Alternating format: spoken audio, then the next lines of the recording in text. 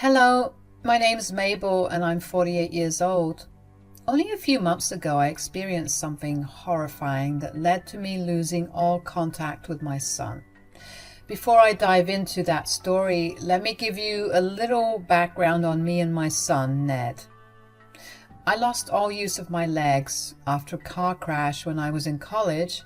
It was a very hard time for me, and I lost a lot of friends after because I needed a lot of care and attention, something that not a lot of people were willing to give when they're in their prime years of college. Thankfully, I had my family by my side. They showed me how much family can do for you when you're at your lowest. I don't think I could have ever made it out alive if not for the support and care of my family. They renewed my sense of familial love, and it is because of them that I found it in my heart to adopt my son, Ned.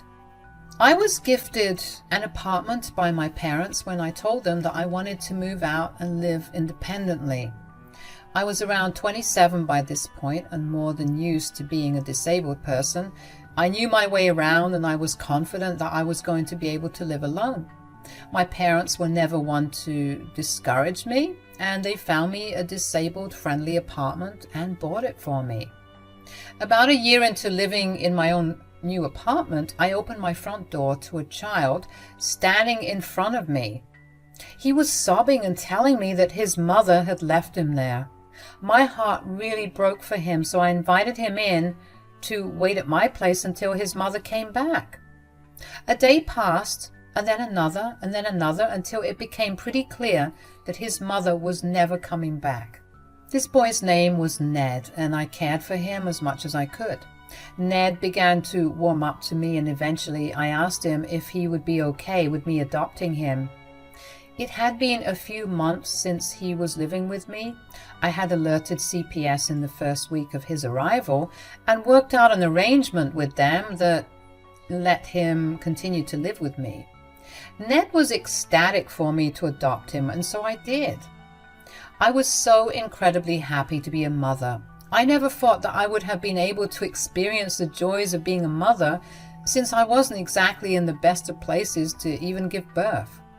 When Ned was 16, however, I began to notice a change in him. He became a lot more reserved and was very snappy with me. Every time I tried to ask him what was wrong, he'd get upset with me and tell me it was nothing. I chalked it up to him being a teenager, but this continued until he was 18. Right before Ned left for college, he told me that he wanted to find his real mother. I will not lie, but it broke my heart to hear him say that. It made me feel like I hadn't done enough for him. But I also knew better than to be selfish about his wants, so I assured him that he could do whatever he liked.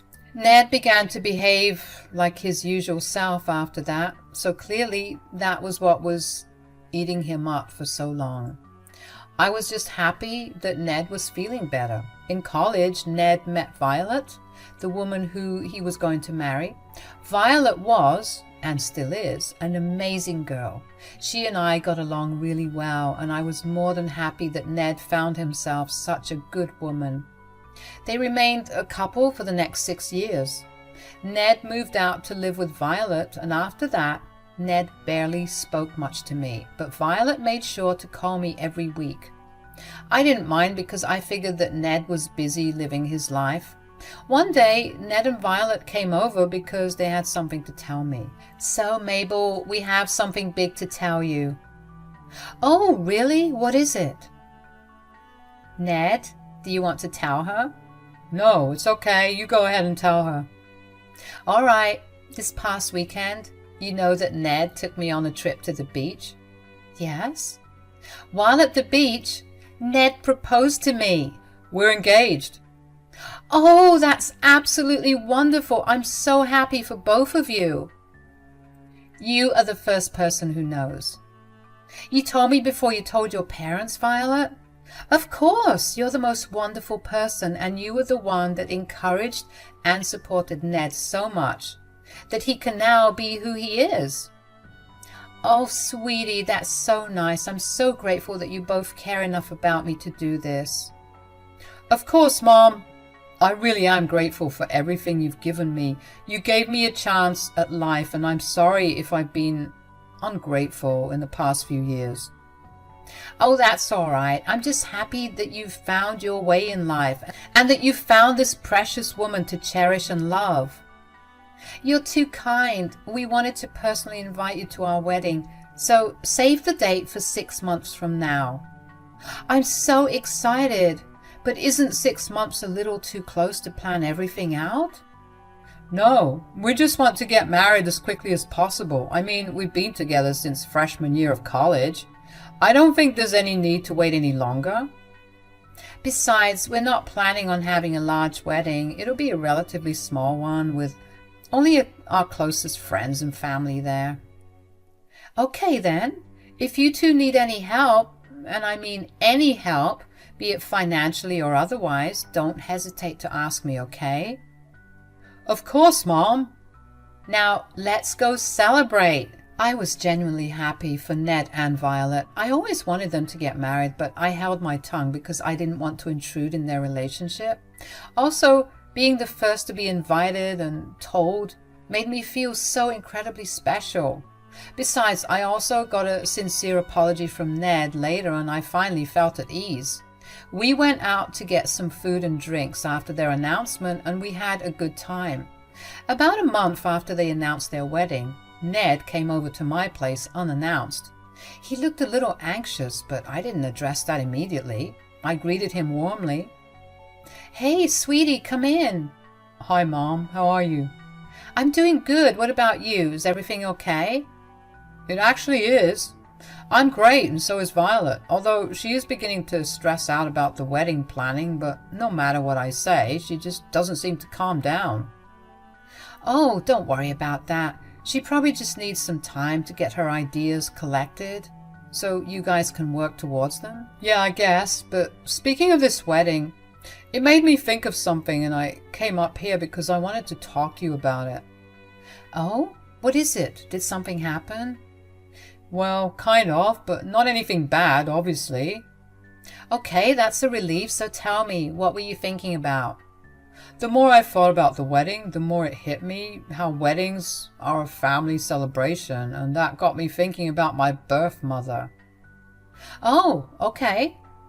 I mean, no offense to you, Mom. I mean, you took me in and raised me, but I really did want to meet my birth mother. It's been decades since I last saw her. I don't even remember her face. Sweetie, you don't have to defend yourself. I get it. It's beyond normal to be curious about your biological parents. I mean, I always knew the day would come when you would tell me that you wanted to meet them. And to be frank, I didn't think it would take you this long to talk to me about it. Yeah, well, I managed to track down my mother. Oh, where is she? Turns out she still lives in our city. What? I know, right? She's been here the whole time, so I texted her on Facebook and she replied back almost immediately. We set up a date to meet after just a few minutes of catching up because we couldn't catch up 20 years over text. Okay. Did you meet her yet, or is this meeting set to happen soon? The meeting happened 2 days ago. I found out that my mother was in a tough spot when she had me and couldn't keep up with taking care of me, so she dropped me off at your place. But after about a year, she found a good man who was well off and they got married. She has kids with him too, so that means that I have half siblings. How did finding out all of that make you feel? I mean, I was happy for my mother. She must have really gone through a lot to have to drop me off at a stranger's place, but it does suck that she never searched for me after. Did you tell her that? No, I'm more glad that I get to have a relationship now, anyway. I even invited her to our wedding. Oh, that's great. I'm just happy that you're happy. You seem upset. I told Violet that it would make you upset. She's the one who told me it would be wrong to blindside you at the wedding.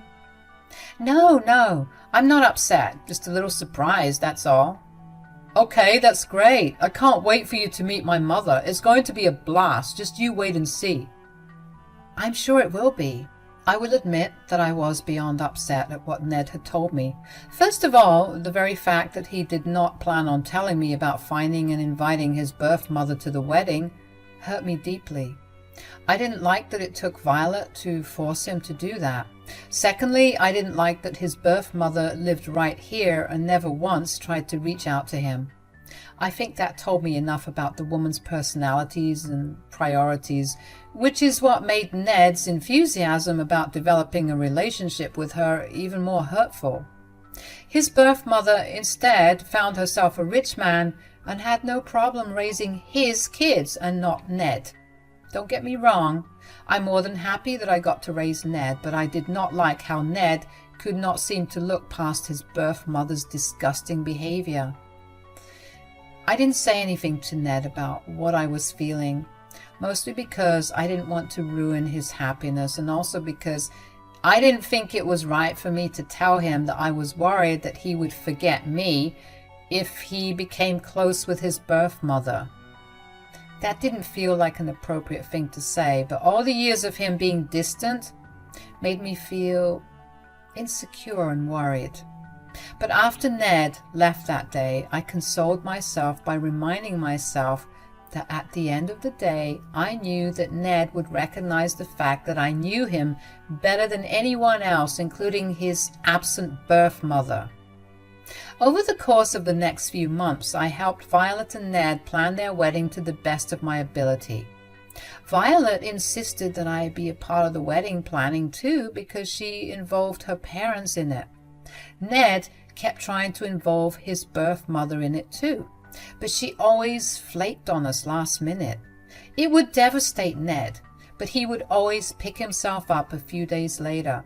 It pained me to see him go through all of that.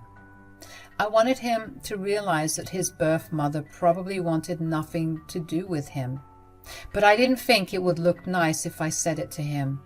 I knew that he would think that I was jealous or insecure, and that was not a conversation that I wanted to have with him. Anyways, a few days before the wedding, his birth mother called him to tell him that she would not be able to make it because one of her children had a headache and she did not want to leave them alone.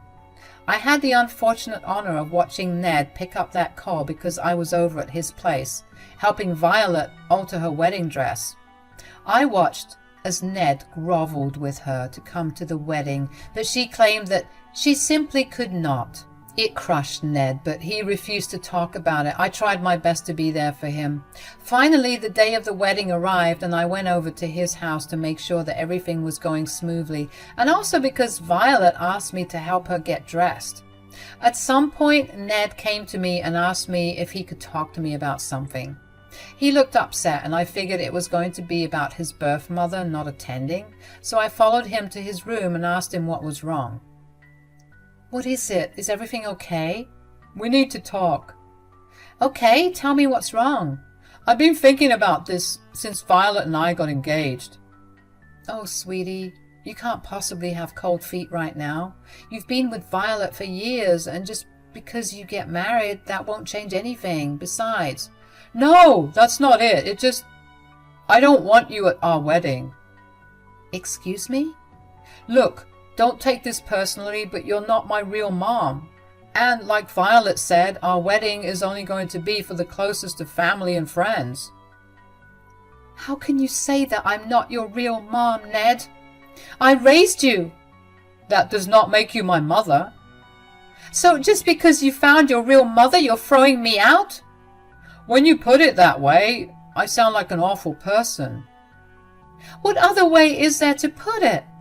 Besides, you can't just uninvite me on the day of your wedding." "I can, and that's why I'm doing it. So if you could please just leave without any commotion." "Did Violet also agree to uninvite me?" "No, she doesn't even know about any of this, which is why I'm asking you to quietly leave." "If she doesn't know about it, then I don't see why I should leave. Whether you consider me your mother or not, you're my son. I want to be there to witness one of the biggest days of your life." "I was afraid that you were going to be like this. I have no choice but to lock you in this room." "Lock me? What are you talking about?" Don't worry, I already stocked the room with food and water. I'll be back before the wedding ends, and I'll let you out. Just don't tell Violet anything." "You can't lock me in here like I'm some animal. Is this really how you want to start your marriage? By lying to Violet? What will you even tell her about my absence?" "I'll just tell her that you had some pain and tearfully told me that you've got to go back home to rest. Anyway, I really have to run right now so I can make it on time to the venue. Take care, okay? Oh, and here, let me grab this." "Give me back my phone. Come back right now, young man. Don't you dare lock me in. Hello?" I didn't know what to do. I was stuck in a small, locked room on the first floor of a house with absolutely no way to contact anyone. If there is one thing that you should know, it's that I developed pretty bad claustrophobia after my accident, something that Ned was very well aware of. Needless to say, I was panicking beyond belief. Before I knew it, I was sobbing. I could barely catch my breath and I was beginning to feel faint. I tried my best to calm down, but it wasn't working. I was in the room for about 15 minutes before Violet opened the door and looked shocked to see me there. "Mabel, what are you doing here? Oh my gosh, are you okay?" "I don't know. I was so worried and scared. Why was the door locked from the outside?" "Here, have some water. Calm down a little. I'm right here. You're not alone anymore." "Thank you so much, sweetie. I was genuinely terrified. You know me in small spaces." "I do. That's why I'm freaking out. Who did this?" "I don't want to say anything out of fear of ruining your day." "No, I will not let this slide. You need to tell me right now or I will call Ned here and we will wait until you tell us who did this to you." "No, don't call Ned." "What? Why?" "Ned was the one that locked me in here." "What? Why would he do something so cruel to you?" "He told me that I wasn't his real mother, and since your wedding is only for close family, I'm not invited." "Are you being serious? But you raised him. That man has known you as his mother since he was 5. "I know. That's what hurt the most, even more than him locking me in here. The audacity of that man. This is the final straw. But wait. I'm confused. Did he not think that I would see you here after we came back?"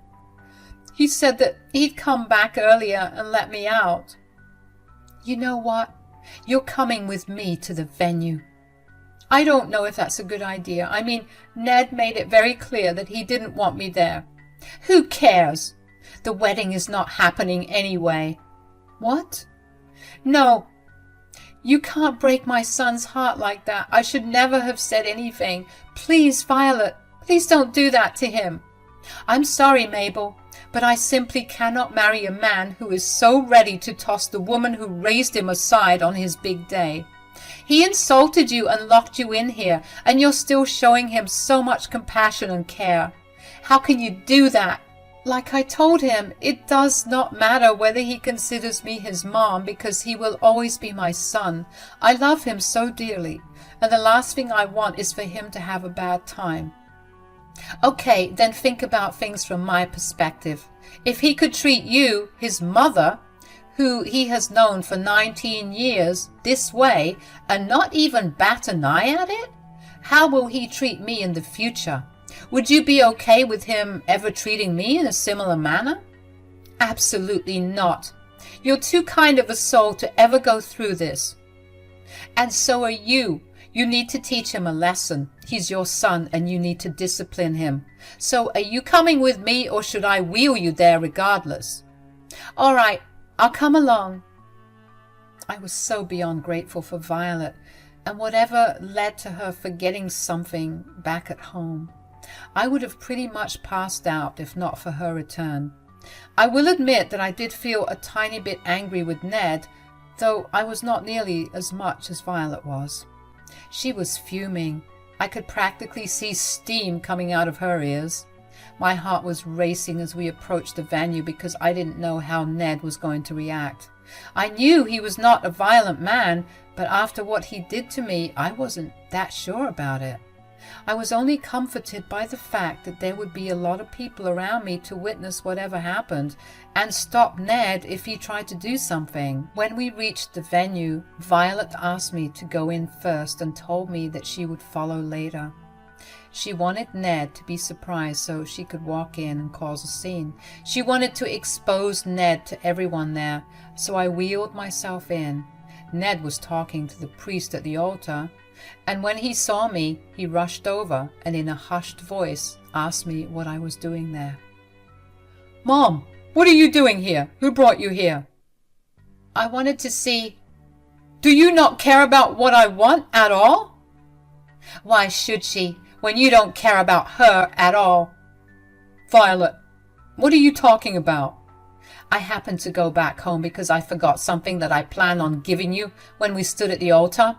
Tell me why I find Mabel locked in the room there." "Violet, I love you, but you need to butt out of my family business." "What family? You told me that I wasn't your real mom. Violet has every right to ask any question that she wants to. And if we get married, I will become a part of your family, which, by the way, includes Mabel. I mean, how dare you leave your disabled and claustrophobic mother locked in our room on the first floor? What would you have done if something serious happened to her?" "Stop overreacting. Nothing would have happened to her." "Do you really feel absolutely no remorse for what you did?" "I mean, like I explained, she's not my real mother. I told her that and explained that it was the reason that I didn't want her here. I asked her not to come, but she insisted on coming, so I did what I had to do." "Where is your real mother, Ned? Huh? You care so much about your biological mother who abandoned you, and not about the woman who took you in and raised you." "Oh, save me the sob story. It's my wedding and I get to decide who I want to be here and who I do not." "So I have no say in things at all. Should I have contacted your real mother?" "Oh, my bad. She didn't have the time to abandon her rich husband and 4 other kids to come here. You know who showed up for you? Mabel." "There's no need to drag my real mother into this, Violet.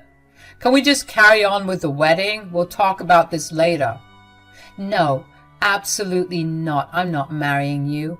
In fact, Mabel and I are going to go out right now. I wish you nothing but the worst, Ned." Violet grabbed the handles of my wheelchair and wheeled me out. I was sobbing because I could not believe how low Ned fought. Everyone in the room heard what happened between Ned and Violet, and every single one of them looked horrified. Violet took me to a cafe where we just sat in silence for a while, processing what had just happened. Then Violet turned to me and began to apologize profusely for the way that Ned had treated me. In turn, I apologized for being the reason that her relationship ended. We ended up reminding each other that Ned was to blame and not each other. Over the course of the next week, Violet ended up breaking up with Ned and threw him out of her house. I was happy that she was finally getting back on her feet. Ned called me up after that and began yelling at me. "Are you happy?" "Whoa, why are you screaming?" "Why shouldn't I scream? You ruined the biggest day of my life and turned everyone against me." "I did not do anything like that, Ned. You did this to yourself." "No, I'm sure that you purposely did this to get attention on you." "What are you talking about?" "Everywhere we go, everyone always flocks to you. I just wanted one day for myself, and you ruined that. Like you ruined everything all throughout my life." "Do you really think that, Ned? I am a disabled person. Of course, people are going to flock to make sure that I'm okay. I didn't mean to steal anything from you." "Well, whether you wanted to or not, you did. And this is exactly why I did not consider you my mother. No mother ever takes things away from her child." "Right. Because your real mother abandoning you at my doorstep is something that mothers do."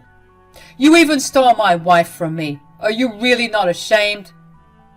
"I didn't steal Violet, who, by the way, is not your wife. She realized that she did not want to be in a relationship with a man who was so self-centered that he'd toss away his disabled mother on the day of his wedding. You are the reason that Violet is no longer in your life." Wow, you can't even take any accountability for what you did. No, Ned, that's something that you're struggling with right now. You need to sit down and really rethink the way you look at life. I did nothing but give you all I had, even when I didn't have enough. What you did to me was beyond disgusting, and until you get your act together to come and properly apologize to me, I don't want you to call me. Oh, I'm never calling you again. Words cannot begin to describe how hurt I felt when I heard what Ned had to say. I can't believe that he had always felt like I was robbing him of attention. I devoted my everything to him. I tried my best to make sure he had everything he wanted and more. I was there for him when he struggled and used the contacts I gained because of all my attention to get him places. I just cried for a long while after that conversation with Ned. I knew it was wrong, but I called Violet, only to see if she knew what had happened after we left the wedding venue. Apparently everyone tore into Ned for the way he treated me after they saw what had happened. Ned kept trying to defend himself, but no one really listened to him. Instead, they all filed out of the venue and Ned was left all alone. But the backlash ended up reaching everyone in Ned's life, and he got numerous calls and texts from family and friends calling him a jerk. While I do not like that Ned was being treated that way, it felt nice to know that I had so many people backing me up. Not to mention, I really hope that Ned takes this as a chance to reflect back on his words. As much as he hurt me, I still hope that he'll come back to me one day, even if it's not to apologize, just to talk to me. Violet and I continue to remain good friends. She comes over to my place every weekend and spends time with me. It was sad that my son's ex-fiancé cared more for me than my son, but I was just glad that somebody cared for me. I also got an outpouring of support from those who were at the wedding and others who heard about what happened. I don't really know what's happening with Ned, but I do know that he moved to another city to start over. I'm blocked everywhere and I can't get in touch with him in any way, but at least I have people telling me what's going on with him, and for now that's enough. It's been a few months since everything happened, and I must admit that I am a lot happier than I was before. I guess I don't have much to worry about right now, and that's a good feeling. Wish me the best of luck for the future. Thank you so much for listening to my story.